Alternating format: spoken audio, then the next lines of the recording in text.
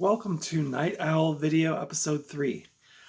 I'm Stephanie. Thanks for tuning in again.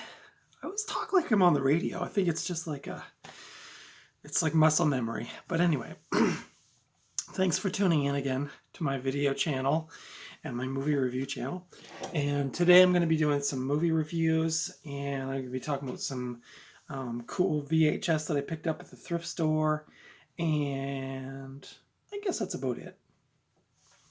I should mention before, if you're watching this and you haven't already, please consider subscribing to my channel if you like movies and movie reviews, and give a thumbs up, and feel free to comment below on stuff you're watching or movies you like or things like that, because I always love to talk about movies. Thank you to everyone who's followed me so far and who has commented and given me the thumbs up and all that. It's been really cool. The last couple days I've been so friggin' excited about this video channel. So anyway, so as promised last time, I'm going to be doing a review of 3 things, 2 movies, and well, no, actually I only promised you 1 movie and 1 TV series. I did, however, watch another movie which I'm going to review, which, although, okay, I should say I did mention that actually in my first video. So or I should say I mentioned that movie, so I'm going to do a review on that. And then afterwards, I did recently go to the thrift store and find some cool stuff, so I'm going to mention that. So let's just dive right into it. So the first movie that I watched recently, and by recently I mean a few weeks ago, is the film Leviathan, and I found this copy on VHS. It's a little water damaged, which was disappointing, but it's a title I haven't seen in the thrift store for the past 2 years since I started thrifting, so I figured I would grab it. I had also never seen this movie, even though it's quite a fairly well-known 80s low-budget action, sci-fi action horror movie. So I immediately grabbed it, and I'm pretty glad I did. It was a decent movie. As I mentioned in my previous video, it was directed by George P. Cosmatos, who also directed another movie I just saw last year, which I instantly fell in love with, which is the Sylvester Stallone movie Cobra. If you've never seen that movie, it's so excellent. I was so blown away by that movie. And George P. Cosmatos also directed Rambo First Blood Part 2, which is also a pretty good movie if you like the Rambo series. This film stars Peter Weller, and you may know him if you're into science fiction horror movies. He was the RoboCop. Richard Crenna is also in this, and he also was in Rambo's 1 through 3. And it stars Daniel Stern, and I think we all know who Daniel Stern is. He was one of the sticky bandits from the Home Alone movies. So he's in it. Playing a very different role, obviously. The special effects were done by Stan Winston, who is, again, if you're into horror movies and science fiction, he's like one of the top guys that was doing that back in the day. He also did Jurassic Park and Aliens, among other things. I think he did Pumpkinhead too, if I'm not mistaken. Can I stop holding this movie up now? Okay, good. It came out right around the time that 2 other underwater horror, thriller, sci-fi type movies came out, and that was The Abyss, which I mentioned in my other video, as well as Deep Star 6, which is a movie I watched last year for the first time as well, although I don't remember liking it as much as Leviathan, this one. It didn't get very good reviews when it came out. It kind of found its legs when it hit the VHS market, but it didn't do well in the movie theaters. A lot of the critics compared it to The Thing from 1982 and Aliens. And if you watch this movie, you're like, oh, this is like Aliens underwater. But the thing is, for me, like, I love Aliens, and I love underwater movies, so it's like, oh, how am I not going to like this movie? It was just good. Jerry Goldsmith did a great soundtrack for the movie. And if I was to give this movie a rating, I would say 3 out of 5. It probably is more like a 2.5 out of 5. I don't know. I guess I would call it like a guilty pleasure. I am a kind of a fan of underwater and monster movies and things like that, and I absolutely adore Peter Weller. Um, as far as streaming this movie, I don't think I could find it on any streaming platforms. You could try Tubi. That's Tubi. Oh, I haven't mentioned that service yet, but that's a great free movie watching service, and they have tons of cool 80s horror and independent underground stuff. So check that out. So it might be on there. If and it was released in 2014 by Scream Factory on Blu-ray, but I did check the Scream Factory website, and it does appear to be out of print currently. So I don't know. Maybe you can be lucky like me and find it in a thrift store. So that was my kind of thoughts on Leviathan. I guess I'm really not doing like review. I'm not doing like deep dives on these movies. Like maybe some of them, if they're exceptionally good, I will. But I just kind of giving you a feel for the movies. And so Leviathan, cool if you like underwater and you like aliens and you like some tension. And I think I like many years ago I discovered I'm a big fan of like movies where it's like, and this is a pretty common trope, I guess, in films, but like sort of like I think a lot of like The Wizard of Oz or like the first Star Wars film, like a band of people going into a situation, aliens or what's that other guilty pleasure? Doom with The Rock. Those kind of movies where you get that the beginning is like the ramping up and the teams coming together and they're all going to go fight this thing. And so Leviathan is kind of like that. Like I got that kind of vibe from that as well. So anyway, I would recommend it if you like those kinds of things. If you don't like cheesy movies, probably avoid it. I'm going to have a sip of my delicious coffee from my doggo mug. I didn't heat it up super hot so that at least I could have a sip in case my voice went a little wonky from talking too much. The next movie I watched was the one that I mentioned was a pickup 2 videos before this one, and that is I Bury the Living with Richard Boone. And actually I was kind of like being kind of hammy introducing this movie, but I actually ended up really loving this movie. As I mentioned before, it's directed by Albert Band, starring Richard Boone, who probably most older folks know as one of the cats from Have Gun Will Travel. That was before my time, but I read that on the internet. So it got pretty good reviews. It was compared, and even before I read this, I thought this could be like a Twilight Zone episode, a black and from the black and white Twilight Zone. And a lot of the critics apparently said the same thing. Like this is a very good long episode of the Twilight Zone. So what else was I going to say about this? It had great mood, like great atmosphere, and they had this really cool thing they did with the camera. Like sometimes, so like just a quick synopsis. Like it's a guy who takes over running a cemetery, and there's like this map on the wall of all of the grave plots with little pins, and you can see that on the cover here. He's holding a black pin. There's all kinds of pins there. So the black pins mean the grave site is occupied by a body, and then white pins mean the plot is sold but the person hasn't died yet. And so he accidentally puts black pins in 2 spots where it should have been white pins, and those people die. And so he gets paranoid that like he has some kind of weird power, and so he just tries it again just to see what will happen. He puts a black pin in, and of course the person dies. So he has like this crazy like mental breakdown. And I mean, I'm not going to spoil the ending because you might see it sometime, but suffice to say, it had like these really cool scenes where like it would be like a full screen of the character having this mental breakdown, and then the camera would like zoom out like this into like blackness. It kind of reminded me a bit of the movie Get Out, like the sinking scene, it kind of like that. It was really cool. I thought it was really clever. The music was by a guy named Gerald Fried, who did a lot of music over the years, including a whole slew of episodes of one of my childhood favorites, Gilligan's Island.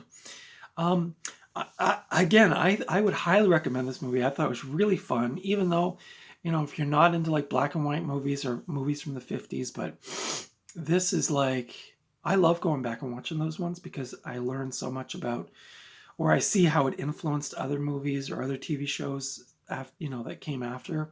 So I'd give this movie definitely a solid 4 out of 5. I'm not encouraging you to watch it for free on YouTube, but you can watch it for free on YouTube. Or you can, like I did, you can find it at a thrift store. I found that one for $1. So I was very happy to find that. It was definitely worth $1. So I Bury the Living, Richard Boone, check it out.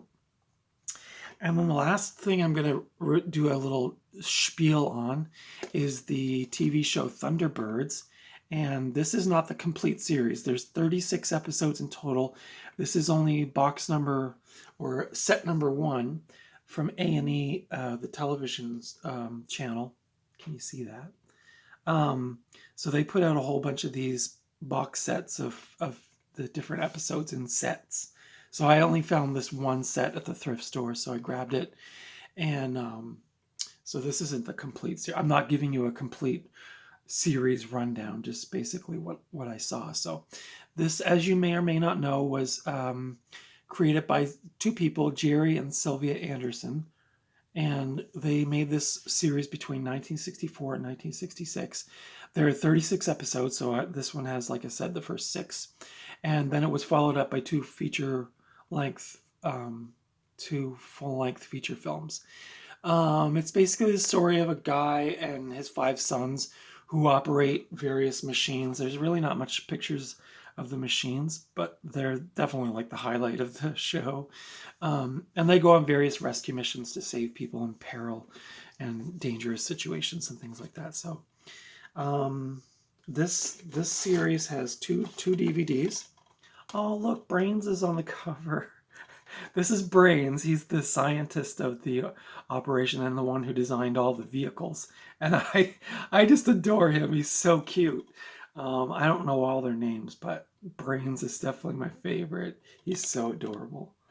Oh my God. So this is two discs. The first disc has Trapped in the Sky, Pit of Peril, and City of Fire. That one was really good. That took place in a skyscraper. And then there's Sun Probe, The Uninvited, and The Mighty Atom. So those are the episodes on here. They're remastered with Dolby Digital 5.1 surround sound. Yeah, I guess there's a whole bunch of people involved because now I see the Carlton logo. Is that Carlton cards?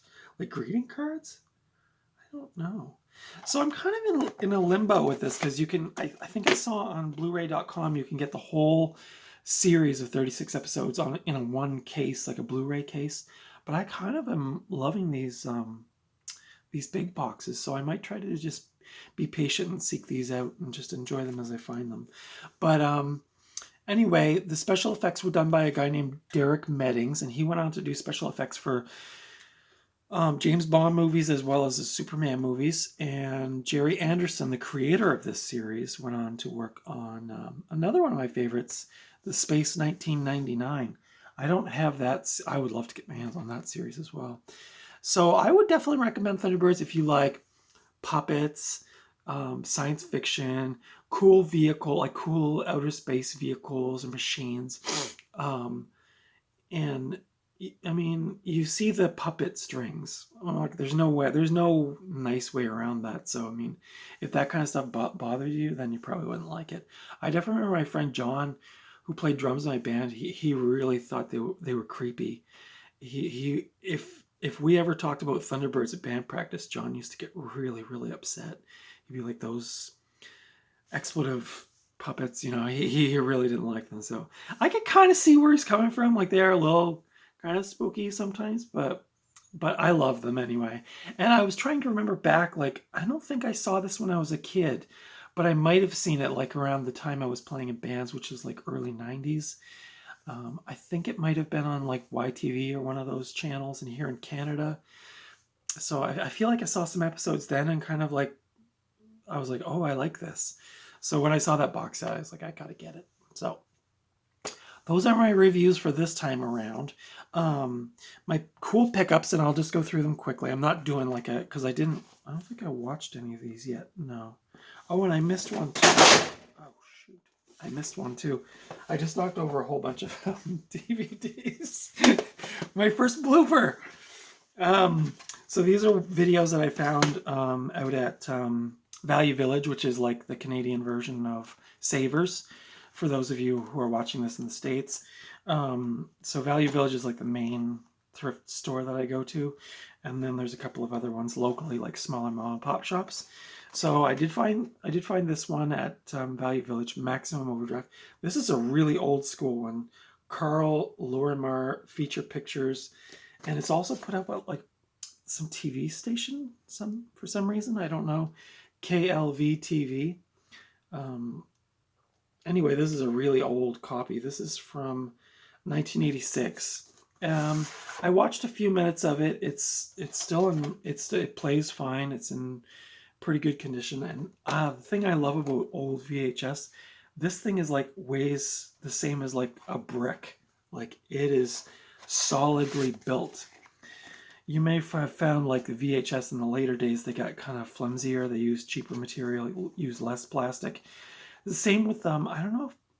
Can I talk about a pet peeve? That's some flimsy DVD cases. Remember I showed you this one the last time? The cases are like really flimsy. I know they're probably condensing the plastic to be more environmentally friendly, but they really, I don't know, I don't like them. So that was the same with the VHS. The early ones, they weigh a ton. The later ones, you find that they're a little more cheaply made. The next one I got was Wishmaster, the Prophecy Fulfilled. Wishmaster, I don't know what part this is. I don't know which part this is, or does it say and I'm missing it? No, it doesn't say. I think it's one of the later ones. I've never seen a Wishmaster movie. I just grabbed this because the cover looked cool, and I kind of been curious. I watched that compilation of horror movie things called The Boogeymen, and it had a thing about Wishmaster, so ever since I saw that, I was like, oh, I gotta check out these Wishmaster ones. This one's really gross. This is Autopsy Procedure, put out by Daily Entertainment. I don't know. It's an autopsy. Don't judge, okay? I feel like it's probably like obscure. I feel like I looked it up on the eBays, and it was going for quite a bit of money. Not that I'm a reseller, but I do like to find out of print things and rare things. So I grabbed this. It's from 1995. I don't know if it's probably definitely like a cult kind of a thing. Will I ever watch it? I don't know. Maybe I just try to think of like if I have any like really sick friends that would probably want to watch it with me. If you want to watch it with me someday, just let me know in the comments. The next two are Nightmare on Elm Street movies. I got Nightmare on Elm Street 5, The Dream Child, and Wes Craven's New Nightmare. Can you imagine if Wes Anderson did a Freddy movie? Okay. So I found these. This one's cool. It's got like a kind of a holographic kind of thing going on. Can you see that? It's pretty cool. I think that's probably the only reason I bought it. And I thought, well, look at that cover. That's cool. So these are later Nightmare on Elm Street movies. I'm really more of a fan of the first one. Second one, pretty cool too.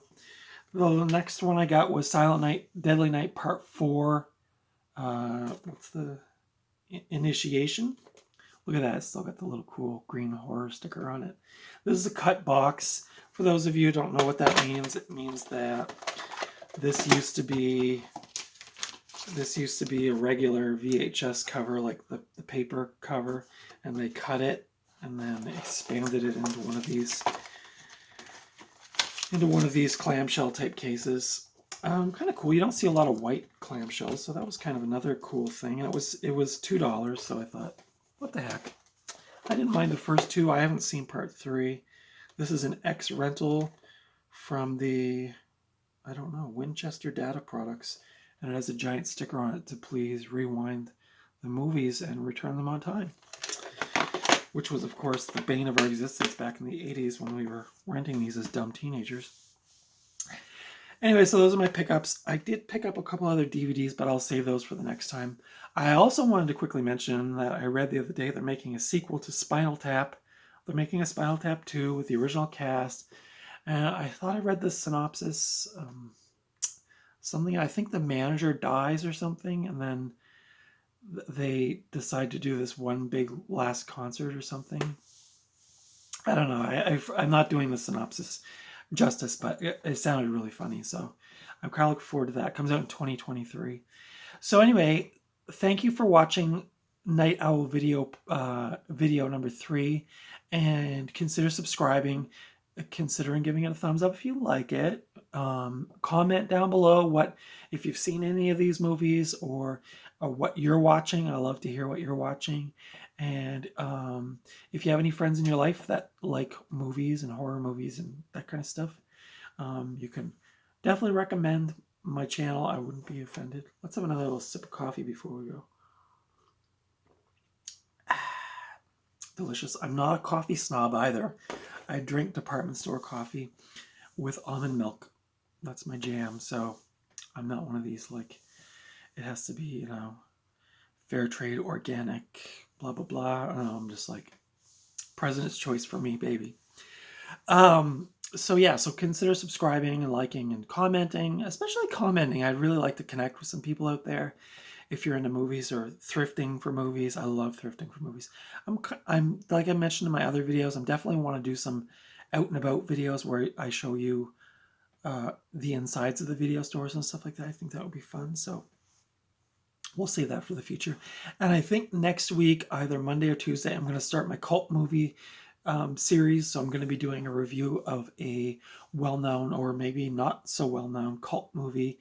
I'm not sure. It'll probably be Tuesday. So stick around, watch out for that.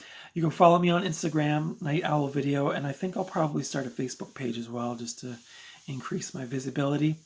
So thank you for watching. Thank you for subscribing, and I will see you in the video store.